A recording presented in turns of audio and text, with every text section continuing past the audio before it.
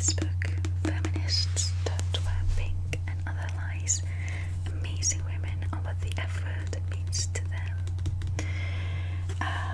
These are the women that wrote an essay. You might know Evelyn Lynch as Luna Lovegood from Harry Potter. Emma Watson didn't write an essay, but book recommendations if you want to know more about feminism. Keira Knightley, obviously, the actress Zoe Sugg, the YouTuber. You might know more people than me. I don't really know that many people, but there are a lot of essays in this book. I am going to read some of my favorites in the coming videos, and one of them is Keira Knightley's essay, The Weaker Sex, which I'll be reading in this video. I highly recommend this book. It is amazing. I'm also going to do a review on the whole book as a whole, but I will leave a lot of essays for you to read on your own. But there are some that I really want to share because they are awesome. So, The Weaker Sex by Keira Knightley. To my girl, my vagina split. You came out with your eyes open, arms up in the air, screaming. They put you onto me, covered in blood, vernix, your head misshapen from the birth canal, pulsating, gasping, screaming. You are pushing yourself up with your arms, furious at your frailty, wanting to see, wanting to know. You latched onto my breast immediately, hungrily. I remember the pain, the mouth clenched tight around my nipple, life sucking on and sucking out. I remember the shit, the vomit, the blood, the stitches. I remember my battleground, your battleground and life pulsating, surviving. And I am the weaker sex. You are.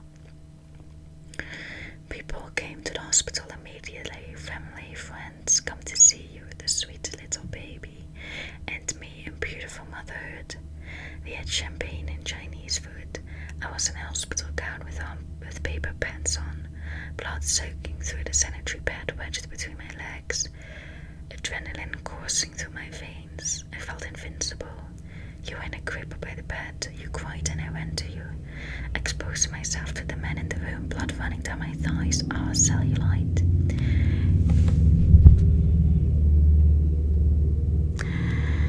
You are mine, and I will stop you crying. My breast is out in front of them all, and I don't care. Your life is my life. You need me. I'm there, fuck them all with eyes, watching their embarrassed face, semi-animalistic, semi-nudity. Is this soft motherhood? The day before, I walked 7 miles. Our house to a restaurant, the restaurant to the doctor's. I felt water running down my leg on Clerkenwell Road. I was wearing tights and they were wet on the inside. I ran all the way into my house, my favourite shoes. It ran all the way into my shoes, brown lace-up brogues.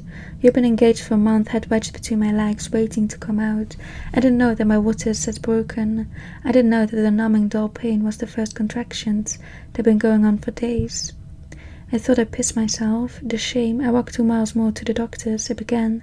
The day after you were born, we left the hospital. I took a shower, washed my blood-stained thighs. I haven't slept. Will never sleep again the way I did before. My shoes are crusted and sticky with the amniotic fluid of yesterday. They smell. Kate Middleton had her baby the day after mine. We stand and watch the TV screen. She was out of hospital 7 hours later with her face made up and high heels on. The face the world wants to see. Hide our pain, our bodies splitting, our breasts leaking, our hormones raging. Look beautiful, look stylish. Don't show your battleground, Kate. 7 hours after your fight with life and death, 7 hours after your body breaks open and bloody screaming life comes out. I'm never having a kid. That sounds so terrifying. Don't show, don't tell. Stand there with your girl and be shot by a pack of male photographers. This stuff is easy. It happens every day. What's the big deal? So does death, you shitheads, but you don't have to pretend that's easy. I don't wash for a month, can't get dressed. The hormones rage. I'm buffeted by silent storms more terrible than the battleground. I hear everything, it's all too loud. The world is too loud. The wind in the trees thunders around me. It thunders around you, death, it's living next to me. I've brought life and understand the terror of losing it. The world is too big. I want to be with you in a cave, in a dark, deep, quiet cave. I want to shield you with my body. I cry. I don't want your dad to leave. He might be taken from me. I don't want my mum to go. I want her to make it better. One day you could all be gone forever. I would die for you. I would kill for you. You are mine and I am yours. Soft motherhood. Black cats fighting me. I was born on the cold kitchen floor. My brother was upstairs sleeping. My mother's first battleground was in a hospital. She was told she wasn't in labor. She was imagining it. I was made to sit on a hard wooden chair while they called in a psych nurse. The machine had read no contractions. Don't listen to the woman. What would she know? So it happened there in the wooden chair, nails boring into the wood, the baby and the body taking over. She split front to back and my brother came out.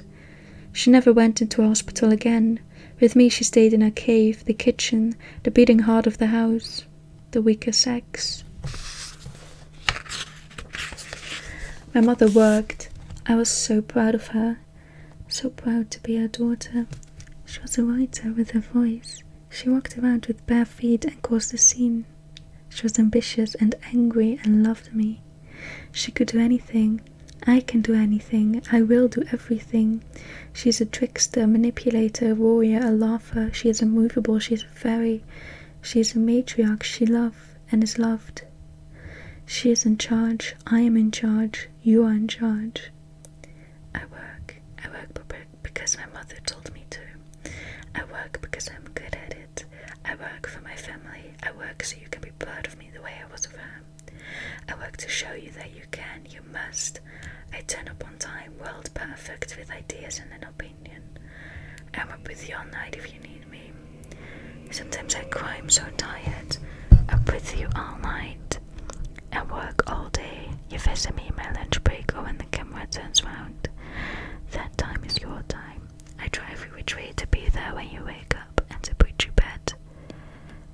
I ache with the tiredness. I weep with the tiredness. I break with tiredness. My male colleagues can be late, cannot know their lines. They can shout and scream and throw things. They can turn up drunk or not turn up at all. They don't see their children. They're working. They need to concentrate. I concentrate. I see you. I am yours and you are mine. I am not the weaker sex. You are not the weaker sex. We are not the weaker sex. I work with men. I watch them and they watch me. They worry that I don't like them. It drives them mad. They belittle me. They try not to listen to me. They don't talk to me. They don't want to hear my voice, my experience, my opinion. Be pretty. Stand there. They tell me what it is to be a woman. Be nice. Be supportive. Be pretty but not too pretty. Be thin but not too thin. Be sexy but not too sexy. Be successful but not too successful. Wear these clothes, look this way, buy this stuff. I work with men and they worry that I don't like them. It makes them mad, it makes them sad, it makes them shout and scream. I like them but I don't want to flirt and mother them. Flirt and mother, flirt and mother. I don't want to flirt with you because I don't want to fuck you, and I don't want to mother you because I am not your mother. I am her mother. I would die for her, kill for her. That's not the kind of mother they mean. I just want to work, mate. Is that okay? Talk and be heard, be talked to and listen. Male ego, stop getting in the way. I am not the weaker sex. You are not the weaker sex. We are not the weaker sex.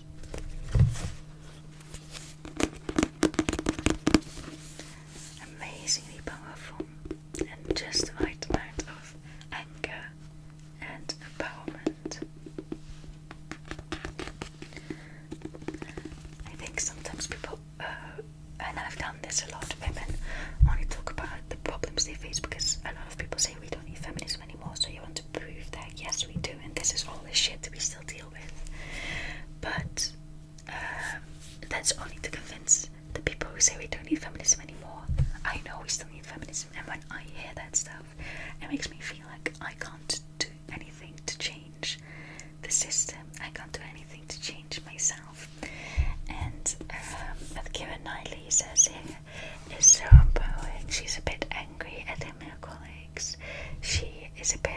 witnessing what it's like to give birth and everything that women go through. And that's not the fault of the patriarchy. What happened to a mother in hospital is, but that's just the way women were designed. We are the ones getting pregnant. But it's very empowering, and I love that she keeps repeating, I am not the weaker sex. You, speaking to her towards her, are not the weaker sex. We are not the weaker sex. And here's all the proof that we are not. I really appreciate that. I love this essay. If you want to read more of them, buy this book, Feminists Don't Wear Pink and Other Lies. Amazing Women, or What the F Word Means to Them, curated by Scarlett.